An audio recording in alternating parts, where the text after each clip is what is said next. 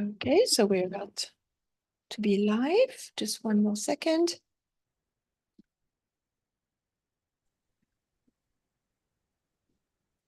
Perfect. Okay.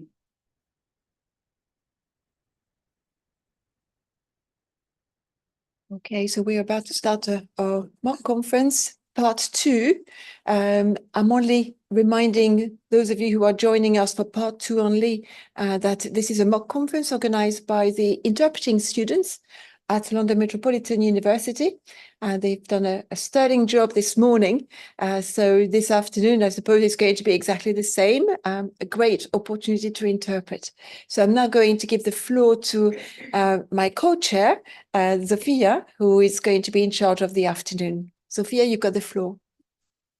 Thanks very much, Danielle. So I'll just introduce myself first of all. I'm Zofia, and I am very interested in artificial intelligence and AI because I work for a company that uses AI and predictive machine learning to prevent fraud.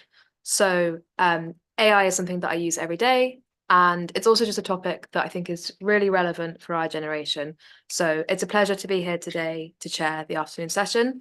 I really enjoyed this morning's session. I think we had so many interesting speakers, so many different perspectives on AI, both in daily life and in more specific situations, like recovery efforts after a war, the effect on young people, how it's used in the world of work and sales, among other things. So I'd like to thank all the speakers from this morning. And also, I'd really like to thank the interpreters that were here interpreting live this morning. Having been to several conferences where AI is actually used for the interpretation, I'm very, very glad that today we've had human interpreters, and I can really see the difference between listening to interpretation that's coming from a human compared to AI interpretation. And I think that, as we'll all appreciate here, there's elements of interpreting that require emotional intelligence and empathy, which AI simply cannot replace. So I hope everyone had a great lunch. And since we're talking about AI, I wonder how many of us actually ate food that was produced and harvested using AI, for example, using precision farming and agribots. And all along the supply chain for the food that we eat, AI is present. And I think that just highlights how present and relevant AI is in our daily life. And for that reason, this conference, I think, is so important to find the next startup or other initiative that we'd like to give funding for, which is using AI to have a positive impact in the world we live in. And also, I think that being present here this morning and this conference has highlighted how global this issue is. We've been able to listen in, I think, 7 different languages today. And for that, I'm really grateful because AI is truly a global topic. And whilst it's true that it's not necessarily developed to the same extent across the world, it's definitely going to impact the future of the entire world. So for this afternoon session, we're going to hear a couple more pitches similar to the format that we had for the last 3 speeches of this morning. First of all, we're going to hear from Harriet de Vere, who's going to be speaking in French, and she is going to be talking about algorithmic bias and how to prevent gender biases in business settings. And as the team of interpreters here are a fully female team, I think this is going to be a really interesting pitch. Secondly, we're going to hear from Roberto Foth, who's going to be speaking in German, and he's the manager of an interpreting and translation agency. Throughout his pitch, he's going to advocate for the implementation of AI that can entirely replace interpreters and translators. And conveniently, we will next move on to a panel for debating and voting, as I think those pitches will really create room for a lively debate. So without further ado, I would now like to pass over to Harriet, who unfortunately cannot be here live, but she has recorded her presentation for us. Thank you very much.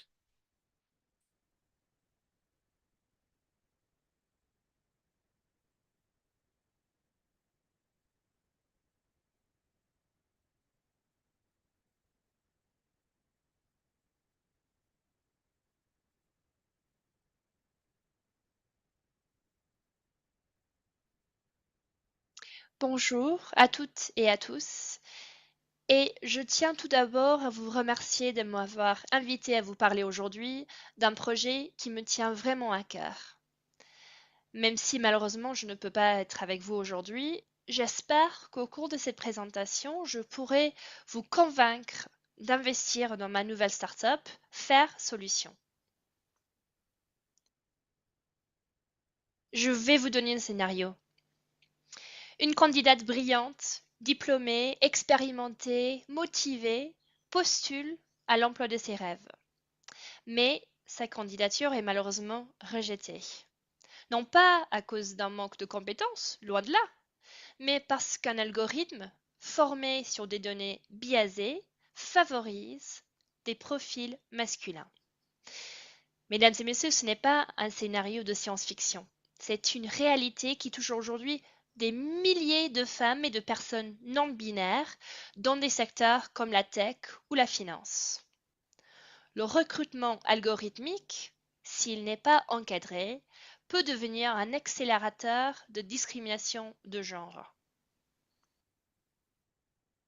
Alors permettez-moi de vous donner quelques chiffres. Selon une étude de 2023 du Harvard School of Engineering, ce sont 70% des entreprises qui utilisent les logiciels de recrutement basés sur l'IA. Et ces logiciels peuvent perpétuer et même amplifier les biais existants.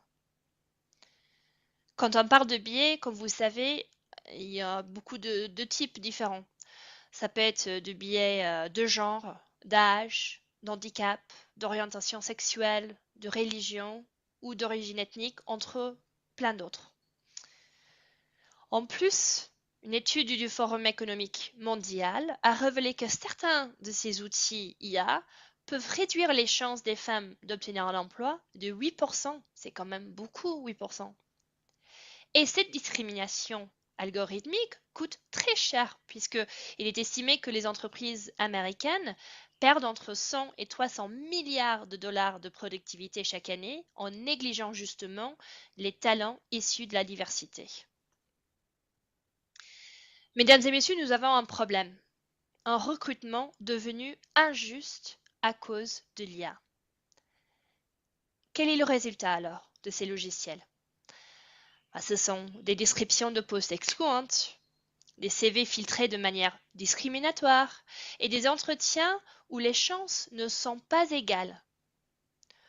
Au-delà des multiples impacts négatifs que ce recrutement injuste va avoir sur le candidat ou la candidate plutôt, les conséquences pour l'entreprise sont tout aussi lourdes. On peut avoir des talents de grande valeur qui sont mis de côté, un recul de diversité alors même qu'elle est essentielle à l'innovation et à la performance aussi, et les entreprises s'exposent aussi à des risques réglementaires croissants à mesure que les lois se durcissent. Et les lois sont effectivement en train de se durcir.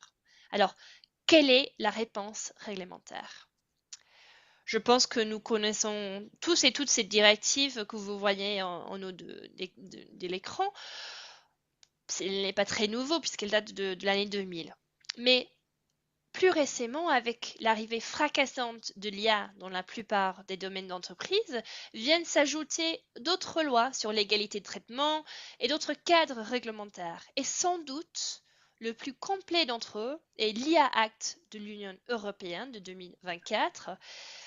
Et c'est une révolution qui vise à réguler l'usage de l'intelligence artificielle et notamment dans les processus de recrutement. Et il était intéressant de savoir que les logiciels de recrutement basés sur l'IA ont été placés dans la catégorie à haut risque. Et cela veut dire que les entreprises doivent se conformer à des exigences très strictes en matière de transparence. Et sinon, comme vous voyez, il y a des peines qui sont assez lourdes. Nous allons sans doute voir apparaître d'autres réponses des décideurs mondiaux, comme par exemple cette déclaration issue du sommet pour l'action sur l'IA de cette année. Et donc, avec tout cela en tête, je pense que nous avons maintenant un marché qui est prêt pour le changement. Le marché mondial des technologies RH va dépasser les 35 milliards de dollars d'ici 2028. Et donc, les entreprises cherchent activement des solutions pour attirer une main-d'œuvre diversifiée, innovante et engagée. Et ce n'est pas qu'une question d'image. Des études démontrent que les équipes diversifiées sont plus performantes, plus créatives et plus résilientes face aux crises. Et des crises, on en a vu récemment, on est d'accord. Et cela m'amène à notre réponse, la solution FAIR. Chez FAIR, nous avons conçu une solution de recrutement propulsée par l'IA, mais pensée pour corriger activement les biais, non pas seulement les détecter. C'est une solution à deux volets. D'abord, vous avez une boîte à outils open source et c'est très important parce que nous mettons plus de 70 mesures d'équité et une dizaine d'algorithmes de réduction de biais à la disposition de tous et de toutes, pour justement que les entreprises puissent suivre notre exemple. Et avec cela, nous avons un service de conseil et d'accompagnement pour nos clients pour leur assurer une culture d'entreprise plus inclusive dans le long terme. Alors concrètement, comment ça fonctionne? On commence avec la détection des biais. Nous analysons vos offres d'emploi, vos algorithmes de tri, vos processus d'évaluation pour repérer tout langage genré ou des exclusions inconscientes. Après, avec notre modèle d'optimisation de l'équité, nous procédons à une correction proactive pour garantir l'équité sans sacrifier la précision. La transparence est très importante aussi et donc nous fournissons des rapports clairs sur les décisions de l'IA en lien avec des initiatives et des obligations légales. Et en quatrième lieu, nous avons un apprentissage en continu. Et donc, grâce au retour utilisateur, c'est-à-dire retour de nos clients, notre IA s'adapte et s'améliore en temps réel. Alors, qu'est-ce qui nous distingue? Je pense que nous avons un vrai avantage concurrentiel. Non seulement, comme j'ai dit, nous corrigeons activement les biais, en plus de les détecter, ce qui est très important, mais nous avons aussi une intégration fluide avec les systèmes RH qui sont déjà en place, comme ces systèmes de suivi de candidature ou les ATS. En plus, bien sûr, nous assurons une conformité complète avec les lois européennes et internationales sur l'IA. Et donc, ça diminue les risques pour les entreprises. Et enfin, nous avons un impact mesuré et prouvé. Nos études montrent une nette amélioration de la diversité dans les recrutements de nos clients. Et ça, c'est une très bonne chose. Chez FAIR, nous sommes une start-up très engagée. Et nous avons de multiples engagements dont je ne pourrais pas tout citer aujourd'hui. Mais permettez-moi de vous citer le partage. Comme j'ai dit, nous avons créé cette boîte à outils open source pour être exemplaire dans ce domaine et pour que tout le monde puisse avoir ce même impact. Nous avons aussi l'accompagnement. Nous sommes à l'écoute de nos clients. Nous sommes là avec un soutien holistique pour permettre nos clients à opérer des changements durables pour tout le monde. Et parce que l'équité doit aussi rimer avec durabilité, FAIR s'engage pour la planète. Donc, nous réduisons notre empreinte carbone et en plus, nos data centers sont alimentés exclusivement par les énergies renouvelables. Un recrutement plus juste, donc, et plus respectueux de l'environnement. Et mesdames et messieurs, cela m'amène à ma conclusion. Je me permets alors de faire appel à vous pour nous rejoindre. Nous cherchons des partenaires stratégiques, des investisseurs engagés et des clients visionnaires. Ensemble, façonnons une nouvelle norme, celle d'un recrutement équitable, responsable et tourné résolument vers l'avenir. Faire solution, parce que l'inclusion devrait être la règle et pas l'exception. Je vous remercie vivement de votre attention.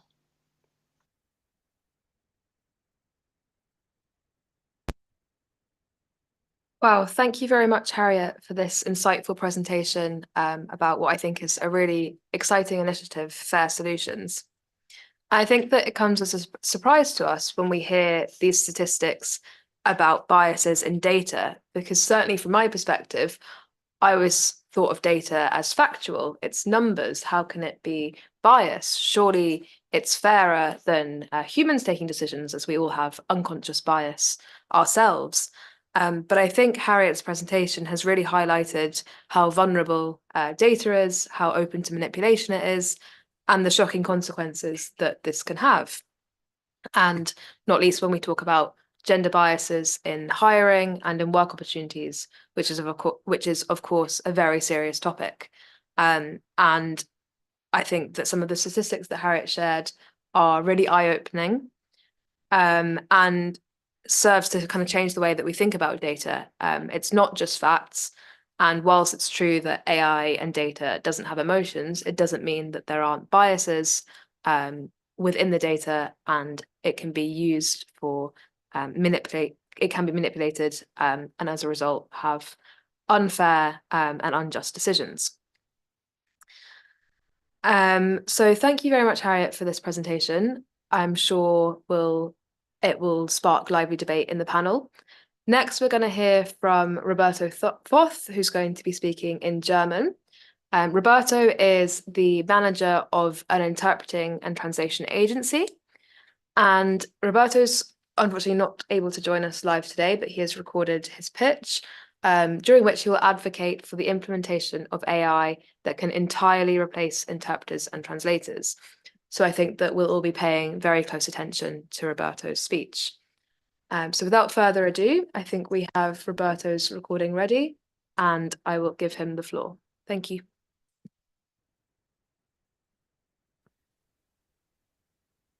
Sehr geehrte Damen und Herren des DTAI, liebe Anwesende. Ich bin dem Ministerium für Technologie und KI sehr dankbar. Ihre Vision einer Zukunft, in der KI-Prozesse Menschen und Dienstleister öffentlicher Stellen kompetent und kosteneffizient unterstützen, ist tatsächlich wegweisend. Und es ist eine Haltung, die den gegenwärtigen und jetzt schon revolutionären Entwicklungen Rechnung trägt. Erlauben Sie mir bitte zu Beginn, mich selbst und mein Unternehmen vorzustellen. Ich heiße Roberto Voth und ich bin CEO von KISS GmbH, KI so oder so. Wir sind ein mittelständisches Unternehmen im Südosten Deutschlands, genauer gesagt im schönen Regensburg in der Oberpfalz. Erlauben Sie mir bloß, die nächste Folie aufzurufen. Jawohl, hier sehen Sie Regensburg im Südosten, nicht weit von der tschechischen Grenze. Wir haben 35 Mitarbeitende und arbeiten schon seit 8 Jahren an Lösungen, die privaten, aber auch, wichtig, öffentlichen Dienstleistern Synergien und letztlich Mehrwert durch die Einführung anwendungsbezogener KI-Systeme schafft, die sich einfach und unkompliziert in den täglichen Betrieb eingliedern lassen. Unser Name KI so oder so kommt natürlich nicht von irgendwo her. Wir sind uns bewusst, dass KI nicht ein Desirable ist. KI ist unabdingbar und man kann der KI skeptisch oder enthusiastisch begegnen, aber sie ist absolut ein Teil unseres Lebens und das jetzt schon. Deswegen KI so oder so, ob man es will oder nicht. Und damit erklärt sich unser Firmenname KISS. Wie gesagt, ich danke Ihnen für die Gelegenheit, Ihnen heute eine höchst innovative, intelligente und kosteneffiziente KI-Lösung der KISS GmbH vorzustellen. Es handelt sich hier um eine Dolmetscherfunktion, die sich Speak Easy nennt. Speak Easy ist eine bahnbrechende Anwendung, die den Verdolmetschungsprozess revolutioniert. SpeakEasy kann originalgetreu Inhalte auf Englisch, Französisch, Deutsch, Spanisch und Russisch in eine andere der hier aufgezählten Sprachen übertragen. In der Zukunft hoffen wir auch andere Sprachen hinzuzufügen, also schon bald Türkisch und Arabisch. Sie stehen ja selbst im öffentlichen Dienst und Sie wissen damit, dass in einer globalisierten Welt effektive Kommunikation unabdingbar ist. Die öffentliche Verwaltung steht jedoch oft vor Herausforderungen. Man hat begrenzte Ressourcen, die Dolmetscherkosten sind zum Teil sehr hoch und es gibt eine große Notwendigkeit, Sprachbarrieren effizient zu überwinden, da immer mehr Anwender und Kunden der öffentlichen Stellen natürlich auch andere Sprachen sprechen und nicht immer der Landessprache mächtig sind. Unsere KI-basierte Lösung SpeakEasy bietet hier einen echten Mehrwert. Wir sind uns der Empfängergruppen und der Ergebnisse, die wir anpeilen, klar. Unser System richtet sich insbesondere an öffentliche Einrichtungen, die täglich mit mehrsprachigen Bürgerinnen und Bürgern interagieren. Das sind also Ministerien, Stadtverwaltungen, Kommunen, Justiz- und Gesundheitsbehörden, schlicht alle Gebietskörperschaften. Unsere KI kann in Echtzeit gesprochene und geschriebene Sprache übersetzen, sodass Behörden, Mitarbeiterinnen und Mitarbeiter ohne Verzögerung mit fremdsprachigen Bürgerinnen und Bürgern kommunizieren können. Dies führt zu schnelleren Behördenprozessen, einer verbesserten Servicequalität und erheblichen Zeit- sowie Kosteneinsparungen. Die Lösung, die wir bieten, ist tatsächlich innovativ. Die bisherigen Verdolmetschungslösungen sind entweder teuer, zeitaufwendig oder qualitativ suboptimal. Unsere KI-Lösung hingegen kombiniert modernste neuronale Netzwerke mit kontextsensibler Spracherkennung. So können wir präzise und kulturadäquate Übersetzungen in Echtzeit liefern. Darüber hinaus lässt sich das System flexibel in bestehende Verwaltungssysteme integrieren und so kann eine nahtlose Anwendung gewährleistet werden. Unsere Lösung, KI-Lösung, bietet aber auch Vorteile hinsichtlich Nachhaltigkeit und Kosteneffizienz. Denn unser System reduziert langfristig die Ausgaben für menschliche Dolmetscher und sie macht lange Anreisen, die natürlich auch unausweichlich CO2-intensiv sind, unerforderlich. Dabei sichern wir gleichzeitig die Qualität der Kommunikation. Sie wird nicht beeinträchtigt. Zusätzlich wird durch den Einsatz einer Cloud-basierten Architektur der Ressourcenverbrauch optimiert, wodurch die Umweltbelastung minimiert wird. Und das macht es natürlich einfacher für Behörden, Nachhaltigkeitsziele, die so wichtig sind, zu erreichen. Unsere Berechnungen zeigen, dass öffentliche Einrichtungen mit unserer KI-Lösung bis zu 40% ihrer aktuellen Dolmetscherkosten einsparen können. SpeakEasy hat allerdings auch ethische und ökologische Vorteile. Wir sind uns unserer Verantwortung in diesem Bereich sehr bewusst. Der ethische Einsatz von KI ist für uns von höchster Priorität. Wir arbeiten in Deutschland und dort ist der Datenschutz großgeschrieben.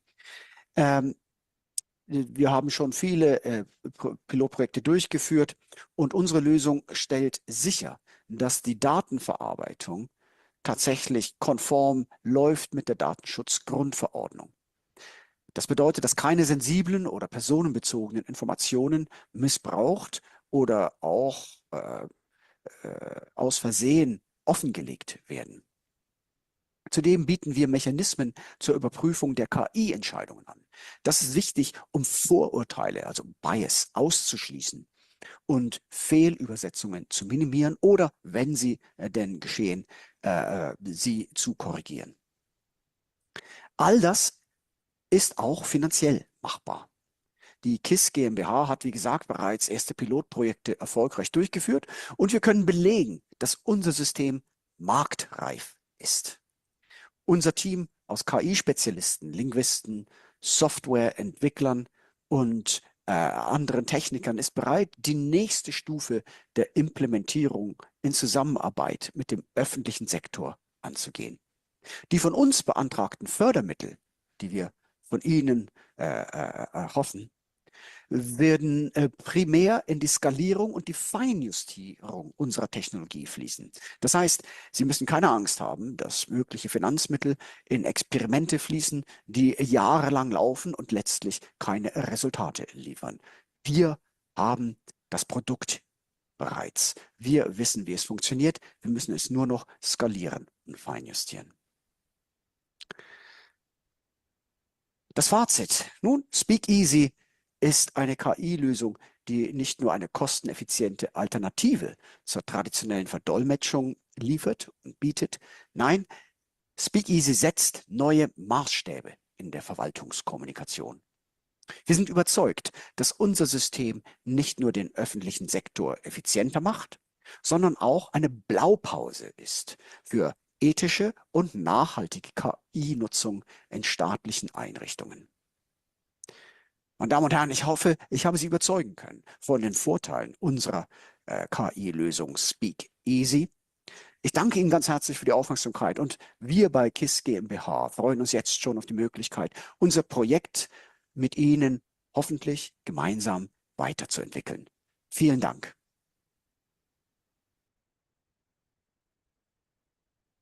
Well, thank you very much, Roberto, for that presentation. Again, another very interesting topic and one that I think we're all paying close attention to.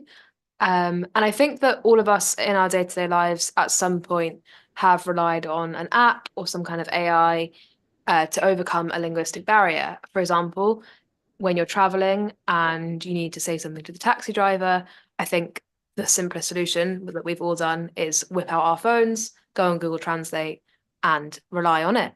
However, Roberto's suggestion and what his pitch was about is how this can be used further and how AI can entirely do the job of interpreters and translators. So I think Roberto really highlighted the financial benefits of using AI for interpreting and translating and some of the other kind of cost-cutting and environmental benefits. But I think one thing that Roberto maybe didn't cover so much is the ethical questions around training this AI to interpret and translate. And whilst it's clear that this AI would replace the jobs of many interpreters, were interpreters' work used in the training of this AI so that it can then eventually replace interpreters? And I think this tied into what Freddie was saying this morning about how AI art uses the work of artists for its training, but then is eventually taking their jobs away. So it's another injustice with AI.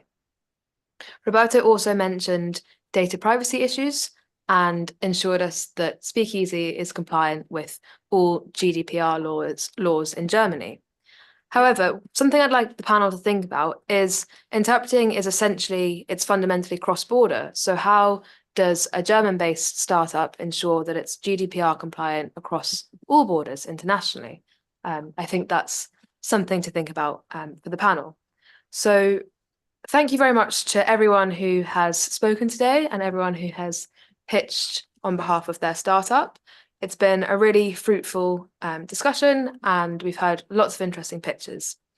For the rest of this afternoon, we're going to be hosting a panel of judges who are going to debate and then eventually vote on which of the startups they would like to give the funding to.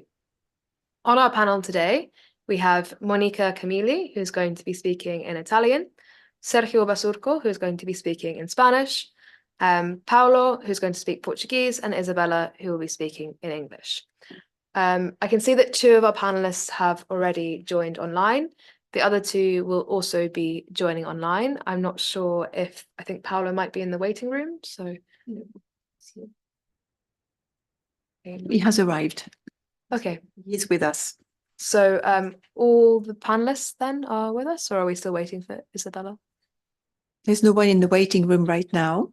And we do have quite a number of panelists. I'm just checking whether they're all here. Monica is here, Sergio is here, Paolo is here. I'm not sure about Isabella. I'm double checking.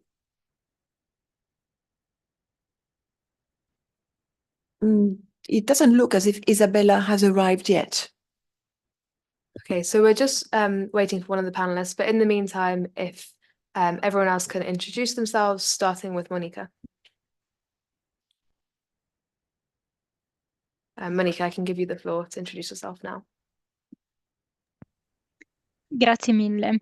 In realtà avrei una serie di riflessioni per quanto riguarda... Scusate, c'è un piccolo problema. Ok, volevo dire che avevo una serie di riflessioni per quanto riguarda l'ultimo dei nostri finalisti, ovvero il discorso di Roberto. Avrei tutta una serie di riflessioni in quanto io stessa ho studiato molto approfonditamente l'argomento e vorrei porre una serie di domande che magari anche voi, a cui voi potete rispondere. Inizialmente ci sono una serie di punti, il primo dei quali è quello che riguarda il tagliare i costi dei viaggi degli interpreti stessi. Bene, questo punto non mi è particolarmente chiaro, specialmente se consideriamo che ad oggi, specialmente dopo la pandemia, abbiamo assistito sempre più spesso a delle conferenze online tramite Zoom, per esempio. Dunque, perché parliamo di dover tagliare i costi dei viaggi quando sappiamo benissimo che ad oggi è possibile fare delle conferenze semplicemente online? Adesso, proprio in questo momento, io sono uno dei presenti che è online e so per certo che ci sono degli interpreti che mi stanno interpretando in questo momento. Dunque, credo che questo punto non sia fondamentale e debba essere considerato parzialmente. Poi volevo fare anche una riflessione sulla sicurezza dei dati. Abbiamo ascoltato Roberto che ci forniva una serie di informazioni sulla sicurezza dei loro database, però il problema resta comunque ben visibile, nel senso che se parliamo di casi di hacking, per esempio, ci sono degli hacker che potrebbero tranquillamente prendere tutte le informazioni di cui abbiamo discusso durante le nostre conferenze e utilizzarli successivamente. Dunque anche qui sì, parliamo di sicurezza dei loro database, ma non parliamo di sicurezza a tutto tondo. Un terzo punto che mi ha lasciata un po' perplessa è quello della discriminazione di genere. Come ci parlavano precedentemente altri partecipanti a questo concorso, abbiamo visto che la discriminazione di genere, specialmente nella lingua parlata, è ancora un problema dell'intelligenza artificiale. Dunque sì, sono d'accordo sul fatto che possano monitorare questi problemi e cercare di trovare una soluzione, però allo stesso tempo mi chiedo come sia possibile cercare far capire all'intelligenza artificiale quali sono i pronomi, per esempio, della persona che sta parlando. Se io ho una voce magari femminile, l'intelligenza artificiale può capire che io sono una donna e in realtà potrei essere una persona che preferisce dei pronomi maschili. Dunque, come può affrontare questo problema? E l'ultimo punto che vorrei menzionare, insomma, spero che Roberto non me ne voglia per essermi quasi accanita sul suo discorso, però è quello che mi ha colpito particolarmente, riguarda il punto che vorrei trattare, riguarda le emozioni che una persona deve trasmettere. Ho assistito personalmente a delle conferenze in cui si parlava di argomenti estremamente toccanti che avevano proprio bisogno di quel tocco umano che molto spesso una voce robotica non è in grado di trasmettere. Dunque, se pensiamo a dei rifugiati politici oppure delle vittime di guerra, come possiamo provare empatia per quelle persone se ascoltiamo una voce robotica che è così distante da quello che in realtà la persona colpita sta dicendo? Dunque, credo che per quanto riguarda l'uso dell'intelligenza artificiale come sostituta dell'interprete, credo che purtroppo siamo ancora troppo distanti e posso capire magari un utilizzo in alcune situazioni di emergenza, ma credo che ci sia ancora troppo lavoro da fare per ricevere dei fondi ad oggi concreti da parte nostra. Grazie. Thank you, Monica. That was really, really interesting. And thank you for sharing your reflections. I won't say too much now because I know that the other panelists want to speak. So, Sergio, I'm going to give you the floor now for your reflections. Thank you. Gracias, buenas tardes, soy Sergio.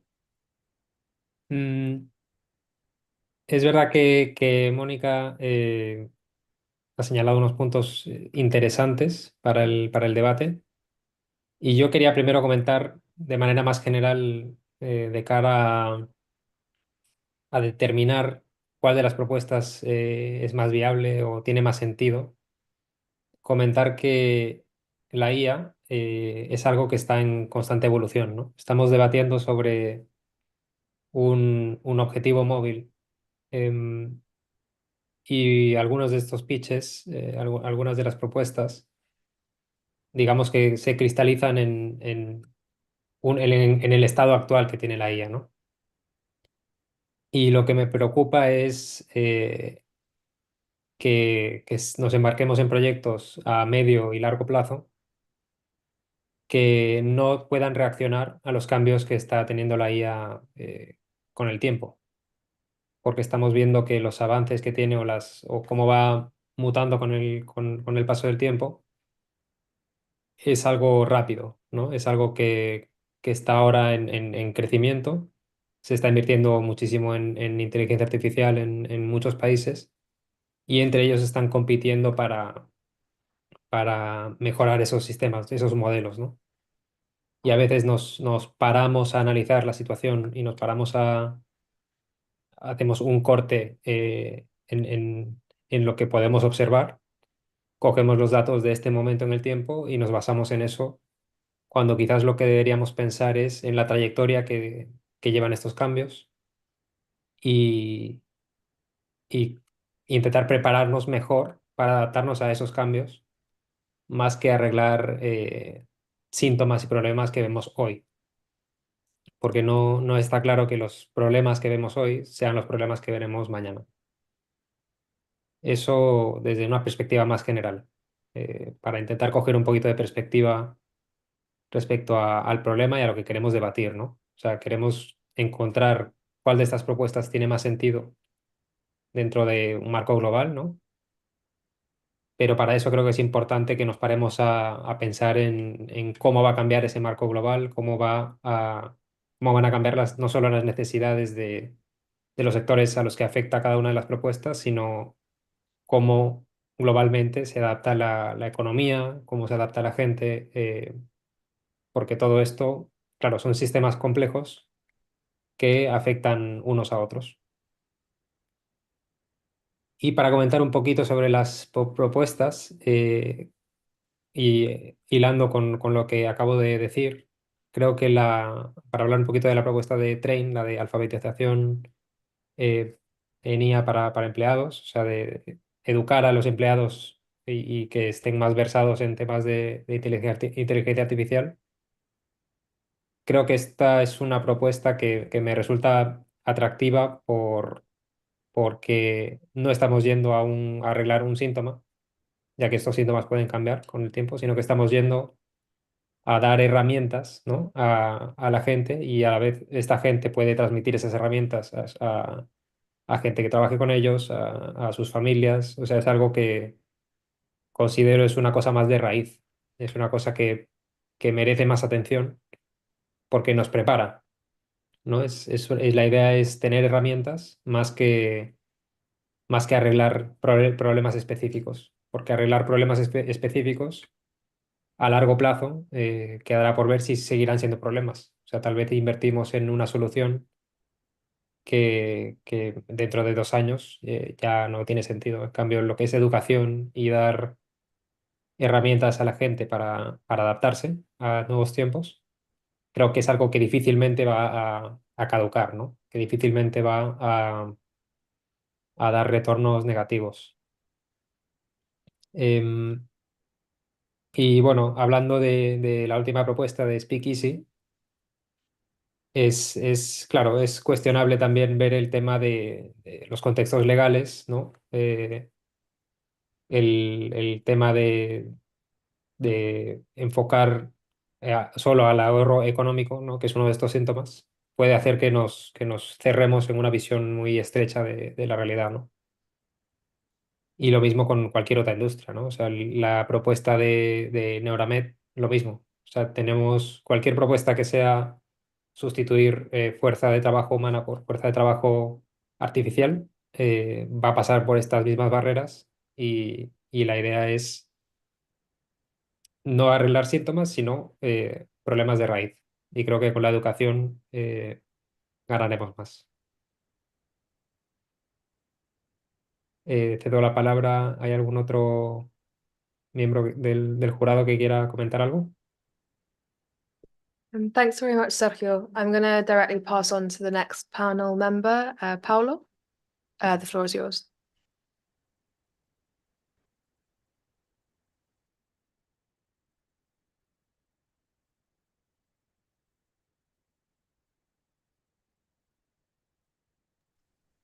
Bom dia a todos e a todas. Eu sou o Paulo, estou escutando aqui atentamente a posição de todos vocês. Aqui no Brasil, eu sou empresário aqui do ramo de tecnologia da informação, há aproximadamente 15 anos, e a gente vive um cenário um pouco parecido com o que está levantado aqui, né? Acho que a Mônica foi muito feliz, né, em dizer que a IA, de fato, ela não substitui 100% do trabalho humano, né? Algumas questões realmente são difíceis mesmo da gente conseguir adequar, pelo menos nesse primeiro momento, como emoções, expressões, são situações que a IA, ela, de fato, ela ainda não está preparada para esse tipo de tratativa, né? Embora alguns outros pontos, a IA generativa, né? Ela aprende com o ser humano e ela visa aí se adaptar conforme a necessidade de cada um, né? Aqui no Brasil, na nossa empresa, a gente tem um time de suporte técnico, né? De usuário, composto por 70 pessoas, que executam as diversas atividades aqui junto aos nossos clientes, né? E a entrada da IA no nosso negócio, ela vem não com o intuito de substituir as pessoas, mas de fato de gerar escalabilidade para o negócio, né? Então, acho que o intuito, um dos principais que a gente tem mesmo focado, né? Então, criamos uma área interna aqui de desenvolvimento exclusivamente com IA, é de conseguir ter mais braços de atendimento, consequentemente, a gente conseguir atender em um espaço de tempo menor, um período de atendimento também maior. E um outro ponto também que eu acho que vale ressaltar a importância é da parte de contratação de pessoas, né? Então, uma vez que os agentes de atendimento, ele hoje faz, às vezes, do que seria ali os atendimentos básicos do usuário, a gente já não tem mais um problema de recrutamento e seleção, visto que a IA hoje ela assume determinadas atividades de alguns colaboradores. Então, eu penso que assim, né, para o nosso negócio, né, e para o mercado como um todo, é uma transformação que as pessoas vão ter que se adaptar, assim como foi feito lá atrás, nos anos 2000, com a parte da internet e também dos computadores, né? E a IA já é uma questão futura, que as pessoas que começarem a atuar com isso de antemão vão sair na frente do que o mercado hoje pratica. É um caminho sem volta, né? Embora ainda acho que substituir o ser humano é algo que é bem difícil. Sempre vai precisar de alguém para poder conseguir pilotar o robô, vai ter que precisar de alguém para poder ensinar a IA a como se comportar, né? Então, alguns pontos são necessários e são importantes. Um dos pontos que a gente hoje atua aqui com a parte da inteligência artificial, pegando um gancho aí também no que a Mônica disse, né? A voz robótica, hoje, esse é um ponto que já foi ajustado. Então, a gente consegue hoje ter a interação do robô com o usuário de uma forma muito natural, aonde fica até difícil de identificar se é um robô ou se não é, né? A IA, pelo fato dela ser generativa, ela aprende com os agentes e ela conversa no mesmo tom de voz, numa mesma frequência, no mesmo linguajar, né? Então, se a pessoa o agente que ela aprendeu fala muita gíria, ela consegue entender e falar no mesmo tom de comunicação. Então, assim, isso é algo que ela facilmente aprende. Mas, de fato, as emoções, o tom de voz, alguns pontos, ela não vai, não nesse primeiro momento, conseguir transparecer isso para a pessoa, quem está do outro lado, né? Um ponto que eu acho que assim, é de suma importância, que a gente avalia muito, e isso aqui na empresa é uma regra, é a educação das pessoas para o uso de IAs, né?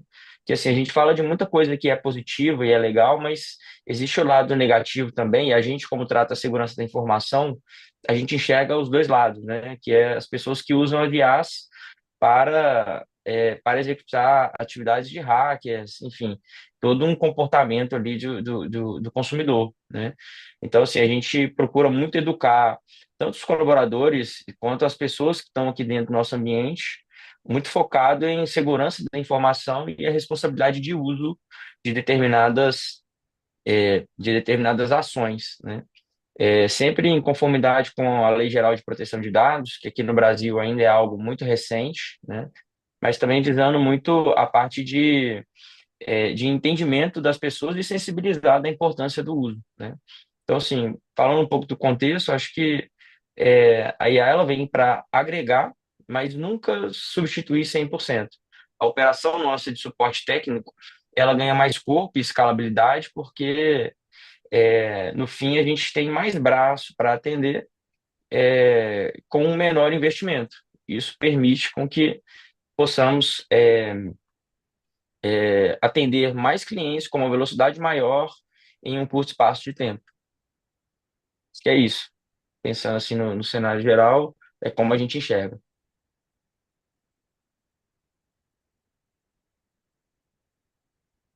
Thank you very much, Paolo. I'd just like to check if Isabel is now online, but if not to worry, we'll continue with three panelists. I guess she's not online. Okay, no worries. We'll continue with three panelists, which will actually make the judging a lot more straightforward at the end because we won't have a tie.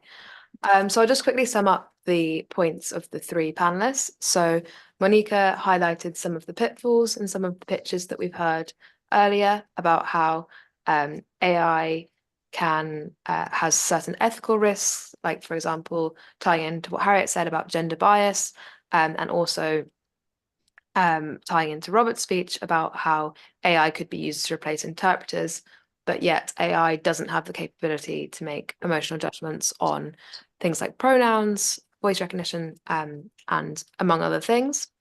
Sergio also highlighted the need to stay relevant when it comes to AI, and I think that this is very true. In the last couple of years, we've seen how AI has skyrocketed and how quickly it's developed. So there's no doubt that in the next only a year, 2 years, we'll see developments of a similar scale. And for that reason, it's really important that the pitches are dynamic, they're not static. But I trust that given that all the pitches we've heard today are from AI-based startups, they will have considered this and they're used to rolling with the times.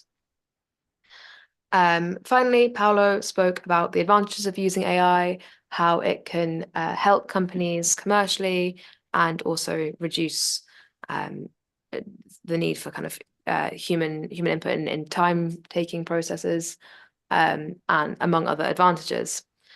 So I think some of the pitches that perhaps we haven't focused on so much, and I'd love to hear the panelists' opinions on, is firstly the pitch from our Ukrainian colleagues for using AI in the post-war recovery and reconstruction planning in Ukraine. To Sergio's point, this is potentially a more short-term problem and therefore solution. However, as was highlighted in the speech, the methods developed in the reconstruction effort in Ukraine could then be used in other situations. Unfortunately, there are always going to be war-torn countries, and therefore we'll always have a need for recuperation efforts. So in the same order, if we could go to Monica first, and then Sergio, and then Paolo, what are your opinions on this pitch? Thank you.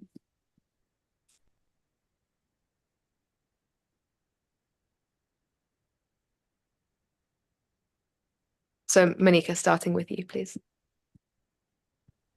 Sì, assolutamente. Se ci focalizziamo su quello che abbiamo sentito, i vari discorsi che abbiamo sentito nella mattinata, credo che i vari partecipanti del nostro concorso abbiano presentato una serie di idee davvero molto interessanti. Personalmente non ero a conoscenza di tutti i possibili usi dell'intelligenza artificiale in ambito medico e credo che allo stesso tempo bisogna però tenere conto di quali sono le possibili, anche in questo caso, le possibili difficoltà a cui potremmo andare incontro, come sempre, come parlavo prima, della sicurezza dei database e di tutte le informazioni. Come potete immaginare, in ambito medico ci sono tantissime informazioni personali molto delicate che potrebbero essere condivise in maniera impropria. Per quanto riguarda invece uno dei discorsi di questa mattina, su cui vorrei porre adesso l'attenzione, riguarda la possibilità di molti giovani, la paura di molti giovani di perdere il lavoro e di tutta l'insicurezza che riguarda il loro futuro. Mi rendo conto io stessa che molto spesso c'è una grande insicurezza per quanto riguarda lo sviluppo tecnologico e tutto quello che potrebbe succedere in futuro. Dunque vorrei davvero focalizzarmi sul dare i nostri fondi ad un'agenzia che si focalizza sul utilizzare l'intelligenza artificiale per aiutare noi esseri umani piuttosto che sostituirci. Quindi se dovessi dare la mia preferenza, sarei più propensa a dare i miei fondi a qualcuno che si focalizza sul poter utilizzare l'intelligenza artificiale per migliorare il lavoro umano piuttosto che a sostituirlo. Non so se i miei colleghi sono d'accordo almeno su questo.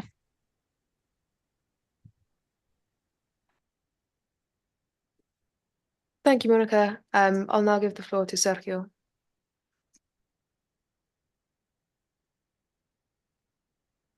Sí,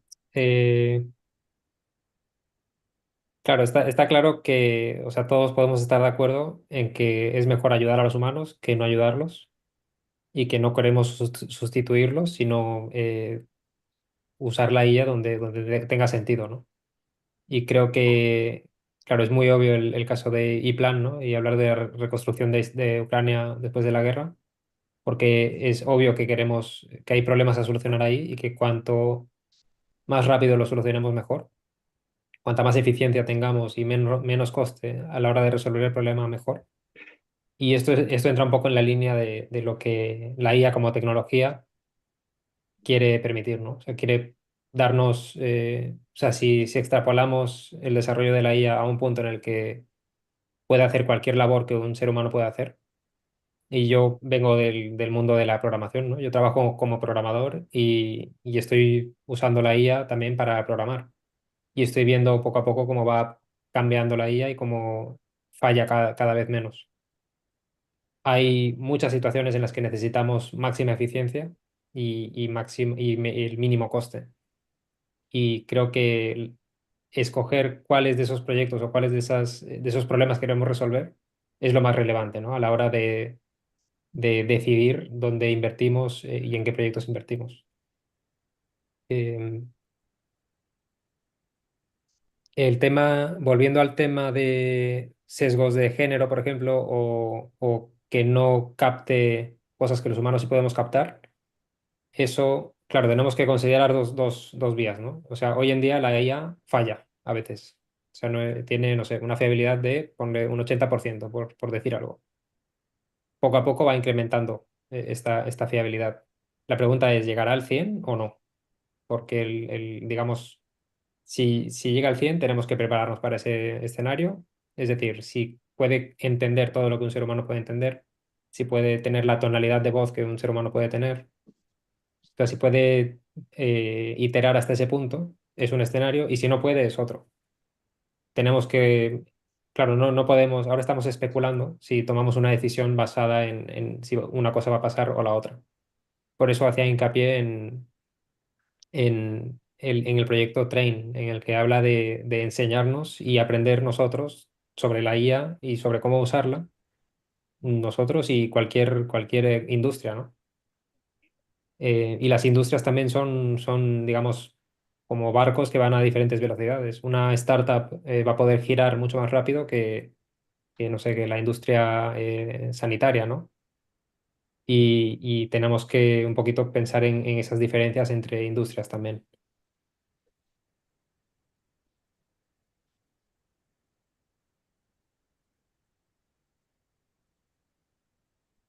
Thanks again, Sergio, for that intervention. I'll now give the floor to Paolo to comment on some of the pictures from this morning. Paolo, I know you weren't here this morning, so if you want me to just quickly recap, we had a pitch about AI to improve the healthcare system. We then heard about Train, which is, as Sergio mentioned, AI education for employees to become AI literate. And finally, a pitch for using AI in the post-war recovery and reconstruction planning in Ukraine. The floor is yours.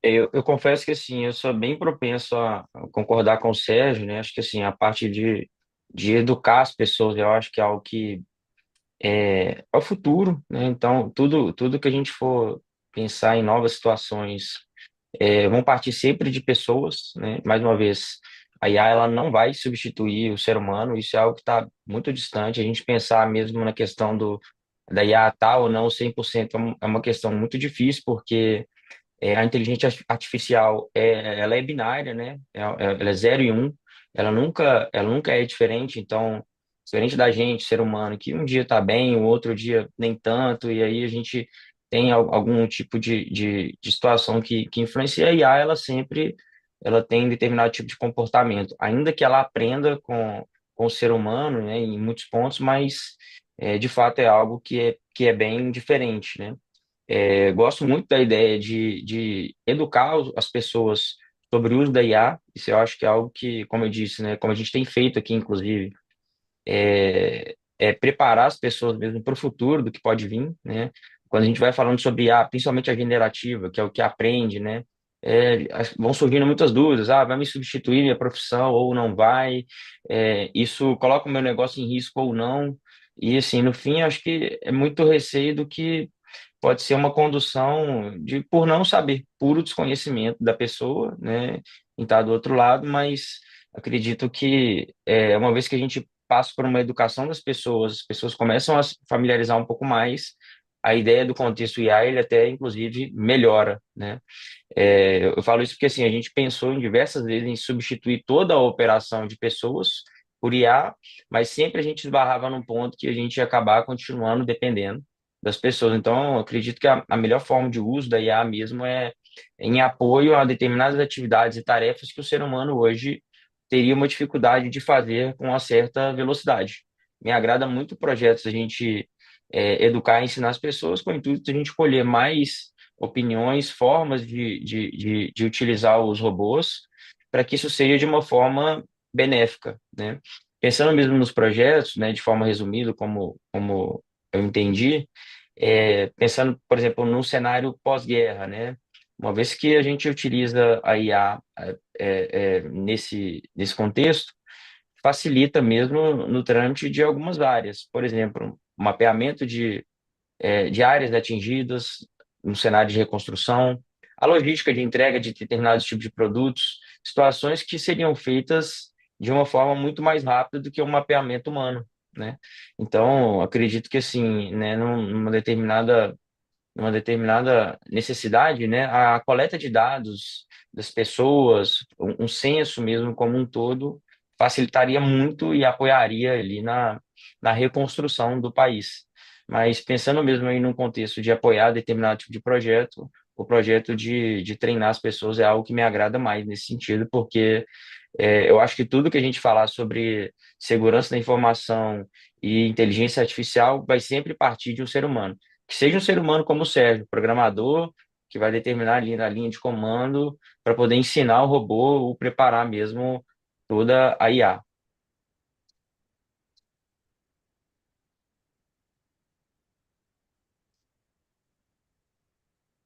Well, thank you very much to all our panelists for this discussion. I think that if one thing's clear, everyone is in agreement that AI is not currently at a place where it can replace humans in any sphere, it seems. And our panelists have also highlighted the fact that AI is dynamic, and therefore it's perhaps more beneficial to focus on training people in how to use AI, as this has more longevity than fixing current problems and short-term problems with AI. So both Sergio and Paolo have spoken in high regard about Train, which was the pitch for AI-driven employee training for AI literacy.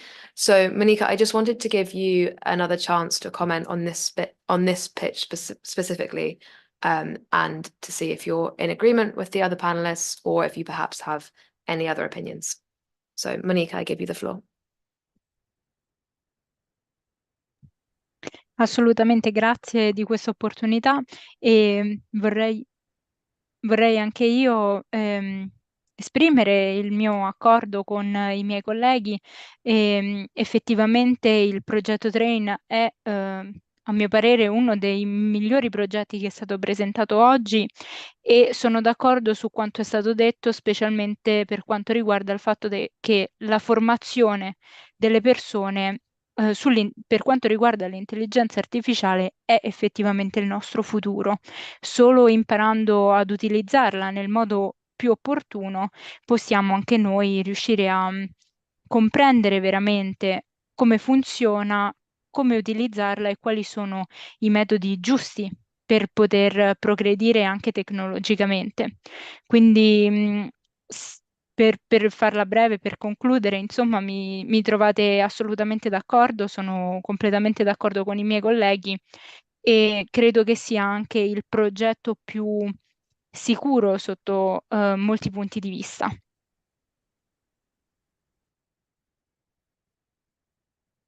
Thank you very much, Monica. Since we're all kind of leaning, I think it seems we're leaning towards favouring Train, we actually do have our speaker from Train still on site. So I was wondering if anyone has any questions for her that we could perhaps work out a way of getting to her. So does anyone have any questions following on from the pitch Train? It's not a problem if not. Sergio?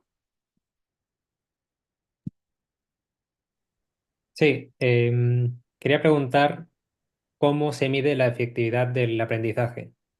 Cuando se ha enseñado contenido sobre la IA o cómo usar a la IA, ¿qué métricas tenemos para entender si la gente ha aprendido realmente lo que se estaba enseñando?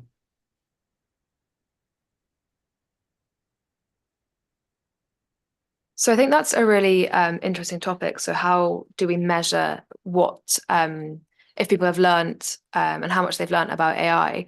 And to be honest, this is a pilot project, so I'm not sure if our speaker will be able to have those answers right now, given that this is something that's a complete pilot project. But I'm sure as a follow-up action after this conference, she'll be able to shed some more light on that. Does anyone else have any questions?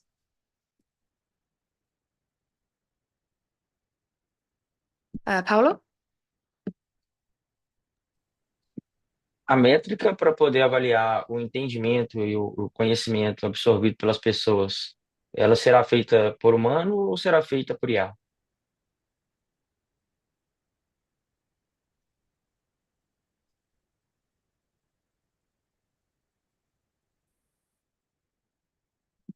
So yeah, another interesting question, will the metrics be judged by AI or humans? And I think that initially at the beginning, it would probably be both, I assume, like all the pictures have highlighted today. AI is not at a point where we can rely on it solely. So I think that whilst Train will be using AI in their decision making, this will of course be checked by humans at this stage. Who knows in the future where we'll be, but I think for now they will be used alongside. So I think that is bringing our discussion to a natural end. I wanted to see if my co-chair has any comments or questions to add. Eh bien, écoutez, je n'ai pas de commentaires spécifiques à faire. J'aimerais remercier les membres de notre panel. Je pense que le débat a été très intéressant et très riche. Mais je dois dire que j'ai été assez surprise de ne pas entendre, de ne pas avoir plus de commentaires sur le projet ukrainien. Et je me demande si nous avons véritablement donné toutes ces chances à ce projet. Alors, je sais que nous sommes très proches de nos problèmes au quotidien, l'éducation par rapport à l'intelligence artificielle, les problèmes de longues listes d'attente, par exemple, sur notre système de santé. Je sais que le système avec l'intelligence artificielle, si ça pouvait réduire la liste d'attente de nos patients pour avoir accès aux services médicaux, eh bien, je sais que ce serait vraiment quelque chose vraiment de bienvenu. Mais je m'étonne peut-être du manque d'intérêt pour le projet ukrainien. Je sais que ça semble un peu loin de nous, mais je pense que ce projet a beaucoup peut-être d'autres, comment dirais-je, ce projet pourrait être appliqué sur d'autres secteurs. Par exemple, si ce projet reconnaît dès à présent les priorités dans des secteurs ravagés par la guerre, peut-être que nous pourrions appliquer ce même type de logiciel lorsqu'il s'agit de secteurs ravagés par les problèmes environnementaux. Nous avons par exemple vu des zones en Europe ravagées par les orages, par la montée des eaux, par la sécheresse. Et là aussi, il existe beaucoup de choses à reconstruire. Et je pense que ce logiciel pourrait être utilisé dans de plus grandes, pour des secteurs plus variés. Et je pense que nous sommes un petit peu fixés sur le contexte ukrainien, qui est très important, bien sûr. J'ai également entendu un commentaire qui m'a un petit peu interpellée en nous disant que le problème ukrainien, c'est un problème à court terme. Je l'espère de tout cœur. J'espère que la guerre va pouvoir s'arrêter, mais je pense que la reconstruction va prendre pas mal de temps. Et je pense que la reconstruction, eh bien, c'est également une question mondiale. Beaucoup de sociétés en Europe vont être impliquées dans la reconstruction. Donc, c'est quelque chose qui nous concerne également. Donc, je pense que nous n'avons pas été suffisamment justes par rapport à ce projet. J'ai noté un manque d'intérêt par rapport à ce projet. Donc, j'aurais aimé en savoir un peu plus par rapport aux membres du panel. Est-ce qu'ils auraient quelque chose d'autre à dire? Est-ce que ce projet a du potentiel qui irait au-delà du conflit ukrainien en ce moment? Et comme je l'ai déjà mentionné, beaucoup de zones ont été ravagées à travers le monde, notamment en ce qui concerne l'environnement. C'est une question que je me pose.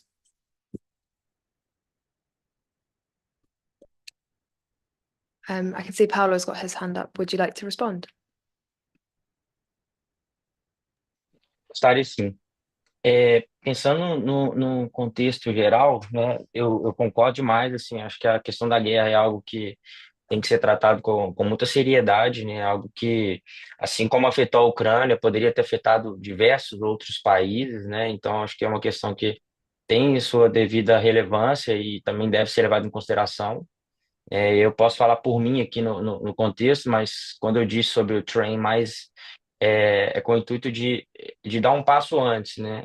A gente educar primeiro as pessoas antes de partir para o uso de fato da IA na ponta, sabendo mesmo da responsabilidade que isso tem, principalmente no que diz respeito à tratativa de dados sensíveis, né? E aí eu digo isso mesmo no cenário de expor mesmo situações que hoje fogem ao controle do ser humano, né? Então, tudo aquilo que um tempo atrás era mais difícil, né, de circular informação, hoje tá, de certa forma, mais exposto, né? Então, a gente tem visto cada vez mais as pessoas utilizando a IA de uma forma negativa. O receio que eu tenho de apoiar um projeto como esse é das pessoas não estarem preparadas, de fato, para o uso da IA.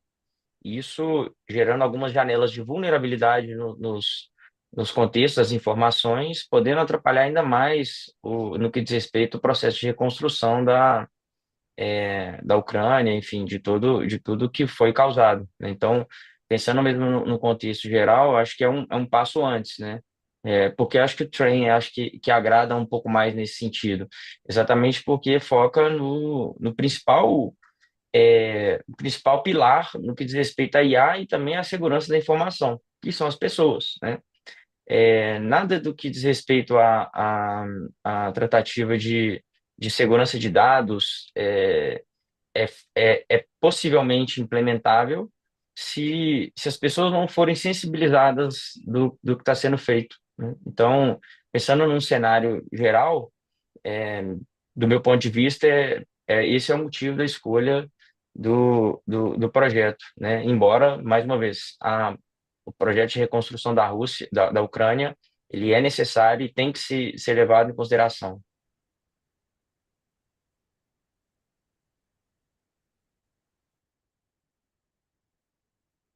Thank you, Paolo. I think that really highlights that our panelists do see the importance of the project in Ukraine, and we're all aware that it is going to be a long-term project and also one that's transferable. But I think what our panelists have really highlighted is the reason that Train is such a favourable pitch is that it can be applied to all of the following situations. You know, Train is a global company. It will be global. Its platform will be accessible globally. So even, for example, in the case of the reconstruction in Ukraine, it's quite feasible that perhaps the Ukrainian military or other international organizations will be using Train to therefore know how to use AI in reconstruction. Similarly, Train could be used by HR employees to mitigate things like biases in the data that they're using, and so on and so forth. So I think that where Train has been such a popular pitch is that global outlook, going straight to the root of the problem and equipping people for all of the other scenarios that have been discussed today. So I think quite soon we can probably move on to voting, unless anyone else on the panel or otherwise in the room would like to add anything.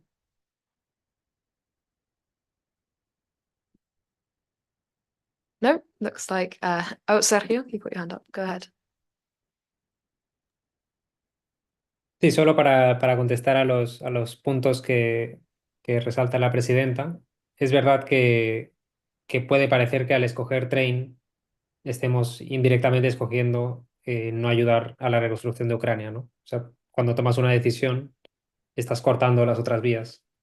Y esto nos puede dar la sensación de que estamos haciendo algo malo, ¿no? O sea, de que hay un efecto negativo respecto a la decisión que hemos tomado y tenemos que ver si ese efecto negativo versus los efectos positivos de educar a la gente en el uso de la IA se contrarrestan, ¿no? O cómo la balanza va hacia un lado o hacia el otro. Simplemente eso, ¿no? O sea, puntualizar que lo que decía ahora la compañera, que todo el mundo se beneficiará de que estemos más educados todos en IA a largo plazo. Si bien a corto plazo puede parecer que estamos teniendo algún efecto negativo, ¿no? O sea, habrá efectos negativos, mires donde mires, pero es importante mantener la vista a largo plazo.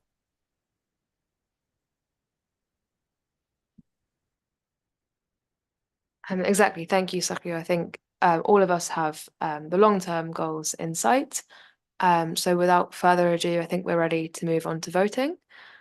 So that it's fair and that each panelist isn't influenced by the other panelists, if each of the panelists could write in the chat which pitch they would like the funding to go towards, and then when I say go, everyone can click send.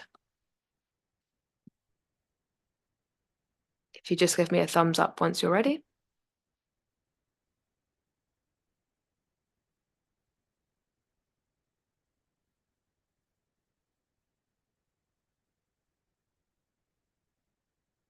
Okay, if the three panelists are ready, please click send now.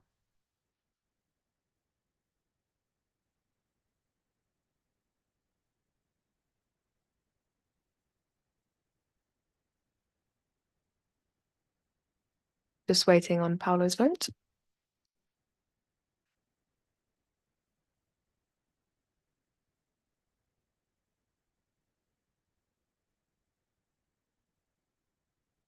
Wow, okay, so we have a unanimous decision. All three panelists have voted for Train.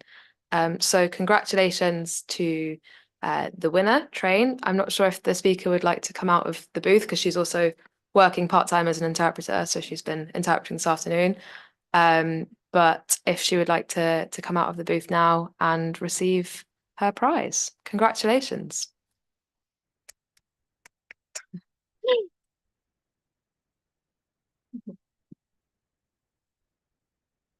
Well done, Emily.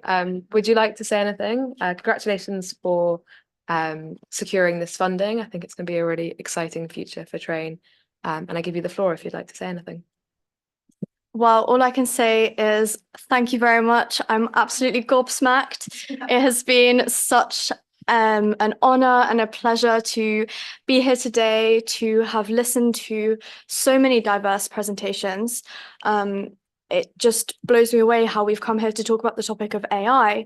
But within this, we have talked about so many different topics within that. And we are very lucky as well to have the interpreters here today to facilitate that for us. So thank you very much for everything. Thank you for having me.